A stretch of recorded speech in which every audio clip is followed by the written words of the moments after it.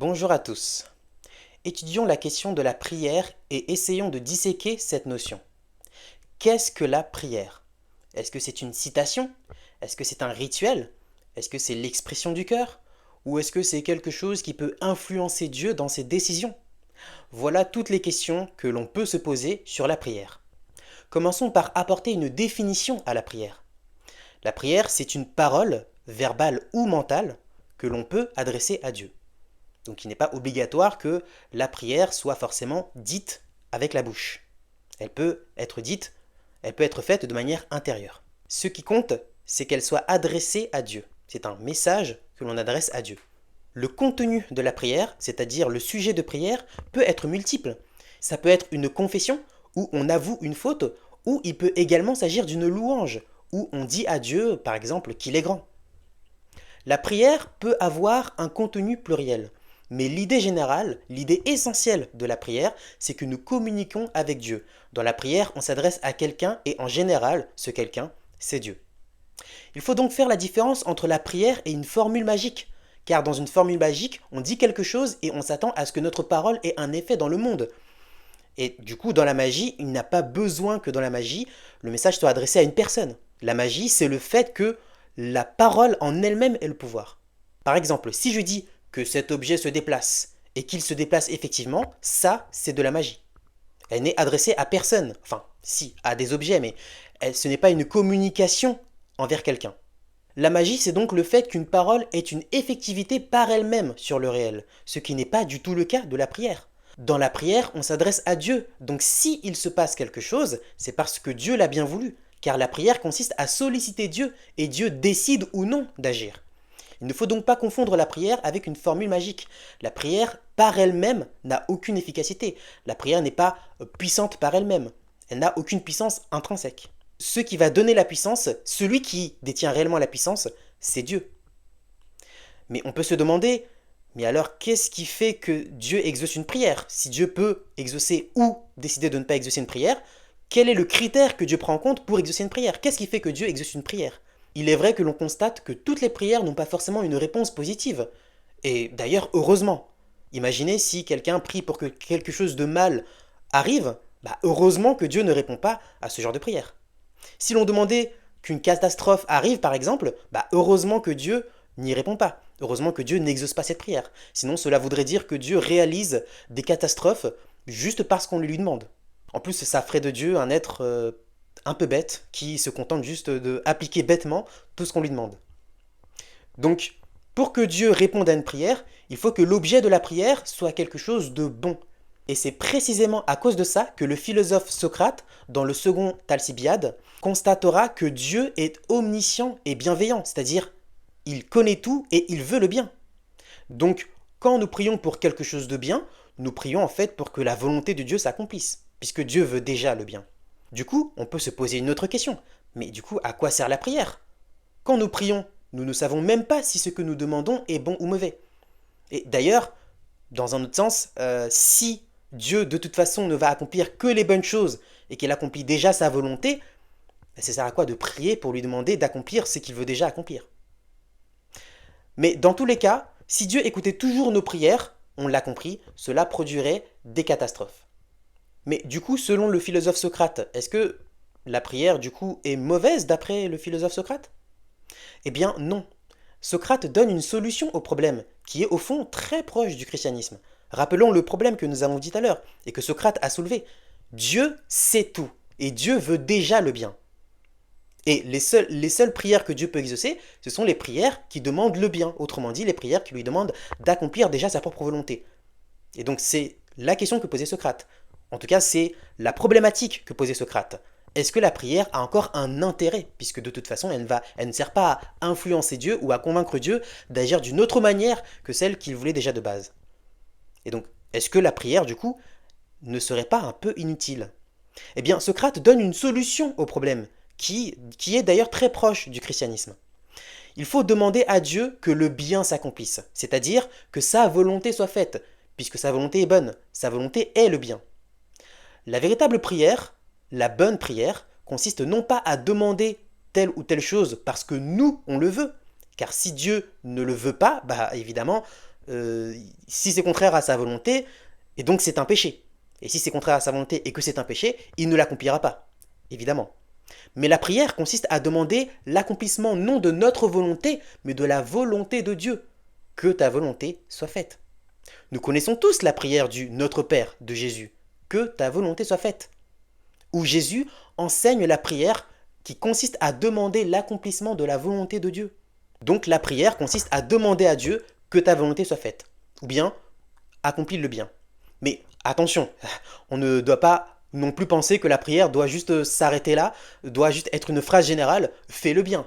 Ah non, sans aucune précision particulière comme d'ailleurs Socrate le pensait, hein. Socrate pour lui, la prière c'est juste dire à Dieu, fais le bien.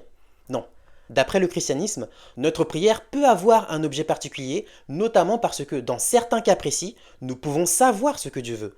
C'est en effet ce que dit la Bible, qui dit que Dieu peut nous révéler ce pourquoi il faut prier dans certains moments. Par exemple, en Romains chapitre 8, verset 26, il est dit « L'Esprit nous aide dans notre faiblesse, car nous ne savons pas ce qu'il convient de demander dans nos prières. » Mais on peut quand même s'interroger sur l'utilité de la prière, puisqu'on demande à Dieu de faire le bien, autrement dit de faire sa volonté, alors que Dieu veut déjà le bien, puisqu'il est bon. Finalement, encore une fois, à quoi sert-il d'adresser cette prière à Dieu, vu que ça n'a aucune incidence sur ses actions? Ça ne va pas changer quelque chose, et on ne cherche pas à convaincre Dieu d'autre chose que ce qu'il veut déjà.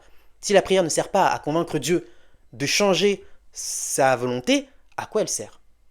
Si la prière consiste à dire à Dieu fais ta volonté, à quoi sert-elle? Puisque dans tous les cas, Dieu fera sa volonté. C'est en quelque sorte également le problème du philosophe Socrate. Il est évident que Dieu ne va pas faire quelque chose parce qu'on le demande. Dieu n'est pas sous nos ordres. Dieu n'est pas un esclave qui se contente d'obéir à nos ordres. Ou bien Dieu n'est pas une machine ou un esclave qui se contente d'obéir à nos ordres. Dieu n'est pas un automate. Dieu ne fait pas le bien parce que nous le demandons. Du coup, c'est vrai, on pourrait se demander si notre prière sert à quelque chose. Néanmoins, il y a quelque chose que Socrate n'a peut-être pas considéré. Si notre prière ne peut pas avoir une influence positive sur Dieu, c'est-à-dire elle ne peut pas le convaincre positivement ou bien l'influencer positivement, puisque de toute façon il est déjà dans la volonté de faire le bien, néanmoins on pourrait supposer que la prière, ou bien plutôt que l'absence de prière, pourra avoir une influence négative sur Dieu. Car Dieu, nous lui devons du respect et de l'adoration. Il s'agit également de reconnaître Dieu en tant que personne. Prier, à la différence de la magie, ou bien à la différence de commander quelque chose sur un automate, c'est aussi une manière de considérer Dieu comme une personne. Dieu n'est pas une machine ou un esclave qui serait censé répondre à tous nos besoins instantanément. Au contraire, Dieu est une personne, c'est un être personnel et libre, et par conséquent il implique du respect et on doit le respecter. Et le fait même que l'on doive le prier avant même qu'il accomplisse un bien dans notre vie, c'est à peu près la même chose que les parents qui attendent de leurs enfants qu'ils leur disent « s'il te plaît » avant qu'ils lui donnent quelque chose. Si l'enfant veut obtenir quelque chose, il doit dire « s'il te plaît » et d'ailleurs il doit aussi dire merci à la fin. Mais c'est le minimum, car sinon cela encourage un comportement ingrat, comme si cela lui était dû. Et d'ailleurs l'enfant ne verra ses parents que comme des automates qui ne sont là que pour lui donner tout ce qu'il veut. Donc le premier but de la prière, c'est de reconnaître Dieu en tant que personne, et non en tant que machine qui existe juste pour satisfaire nos besoins. Et Dieu est également une personne en ce sens où il peut accepter ou refuser d'exaucer notre prière. La deuxième utilité de la prière est de nous amener à réfléchir à la volonté de Dieu. Elle ne nous dispose pas à vouloir ce que nous voulons nous, ou à avoir un comportement égoïste. Il ne s'agit pas de réclamer des choses que nous voulons, ou bien d'influencer Dieu, mais au contraire, elle nous transforme et elle nous déporte vers la volonté de Dieu. C'est-à-dire que c'est à nous de rechercher sa volonté et de savoir ce qu'il veut. Autrement dit, la prière n'est pas tournée vers nous. Quand je prie, c'est pas moi le centre d'attention. Mon centre d'attention est tourné vers la volonté de Dieu et non pas vers ma volonté. La prière ne consiste donc pas à transformer Dieu ou à changer Dieu ou à changer sa volonté, mais elle consiste plutôt à nous transformer nous. La prière nous dispose, nous, à la volonté de Dieu. En priant, on se fait écho de la bonne volonté de Dieu. Donc Dieu veut le bien. Si nous demandons le bien, cela n'influence pas Dieu, qui de toute manière le voulait de lui-même. Mais en revanche, si nous ne prions pas Dieu, nous lui manquons de respect. Et cela peut l'influencer négativement. Il pourrait décider de ne plus accomplir le bien qu'il voulait accomplir.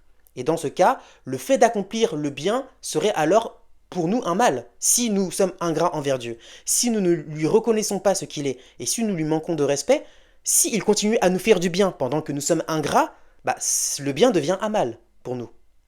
Et donc un encouragement à ne pas lui rendre la grâce qui lui est due. Mais on pourrait se poser une autre question sur la prière. Est-ce qu'il y a une attitude, est-ce qu'il y a un lieu, ou encore est-ce qu'il y a une méthode, une posture, ou bien une position particulière à adopter pour prier? Autrement dit, est-ce qu'il n'y aurait pas un manuel de la prière, ou un Kama Sutra de la prière? D'après le christianisme, la réponse est non. Il n'y a pas de méthode spéciale, il n'y a pas de Kama Sutra, entre guillemets, de la prière. Il n'y a pas de position spéciale à avoir. On peut prier à genoux, on peut prier en étant debout, on peut prier en étant allongé. Mais il est vrai que certaines postures permettent d'être plus concentré, et donc il est mieux de prier en étant bien concentré et en sachant ce que l'on dit. Mais toutefois, il n'y a pas de règle. On peut prier dans n'importe quelle position, dans n'importe quelle situation et dans n'importe quel lieu. La raison est simple. Dieu étant amour, il attend de nous une relation d'amour, mais nous pouvons l'aimer quelle que soit la posture que nous prenons. Le fait d'être allongé, le fait d'être couché, le fait d'être debout, le fait de marcher ne fait pas qu'on aime plus ou moins Dieu. C'est la position que l'on prend pour prier n'a pas d'influence sur notre amour envers Dieu. Et ce qui est important pour Dieu, c'est qu'on l'aime, c'est tout. Donc on peut aimer Dieu en étant allongé, en étant couché, en étant debout ou en marchant. Peu importe, dans tous ces cas-là, ce qui est important, c'est qu'on aime Dieu. Il n'y a pas de posture qui fasse qu'on aime moins Dieu ou que l'on cesse d'aimer Dieu. Par conséquent, toute prière vaut à partir du moment où le cœur y est et à partir du moment où on aime Dieu. Mais on pourrait se dire que ça semble un peu irrespectueux envers Dieu de prier en étant n'importe comment ou en ne prenant pas une posture bien officielle. Eh oui, attendez, on doit quand même se tenir devant le maître de l'univers, de la même manière que l'on doit bien se tenir devant un chef d'État, car devant un chef d'État, il y a une posture officielle à avoir. On ne peut pas se tenir n'importe comment devant un chef d'État. Et donc si on doit ne pas se tenir n'importe comment devant un chef d'État, à combien plus forte raison devant le maître de l'univers? Mais néanmoins, il y a une petite différence entre Dieu et un chef d'État, dans la nature de la relation. La relation avec un chef d'État consiste uniquement à le respecter dans le cadre de sa juridiction. C'est plus une relation professionnelle, on peut dire, mais il ne s'agit jamais de l'aimer. On n'a pas à aimer le chef d'État, ni d'ailleurs d'avoir une intimité avec le chef d'État. Alors que la relation avec Dieu consiste justement dans le fait d'avoir une intimité, une amitié et une relation d'amour. Donc notre rapport à Dieu, concernant la posture dans la prière, n'est pas du tout comparable à celle qu'on a avec un chef d'État. La nature de ces deux relations sont totalement différentes. Cependant, même la question du rapport au chef d'État est relative. Il y a des situations où on n'est pas dans une position officielle face au chef d'État. L'exemple simple, c'est l'épouse ou bien les proches du chef d'État ne sont pas en permanence dans une posture bien officielle. L'épouse a une intimité avec le chef d'État et à ce moment-là, les protocoles tombent. De la même manière, concernant notre posture devant Dieu dans la prière, étant donné qu'on est amené à avoir une intimité avec Dieu, là aussi, les protocoles tombent. Je vous remercie d'avoir suivi cette vidéo, j'espère qu'elle vous a plu. Je vous laisse liker cette vidéo, je vous laisse partager, je vous laisse la commenter. Et si vous avez d'autres conceptions de la prière, je vous laisse également le mettre en commentaire. Je sais que ça fait un petit moment que je n'ai pas publié de vidéo sur cette chaîne, mais je suis de retour. Et cette fois-ci, j'essaierai d'être plus régulier dans la publication de mes vidéos. Et dorénavant, je prévois de faire des lives chaque 2 semaines, suivis de la publication d'une vidéo avec un sujet précis, comme celle-ci, en fin de semaine. Je vous remercie. À dans 2 semaines.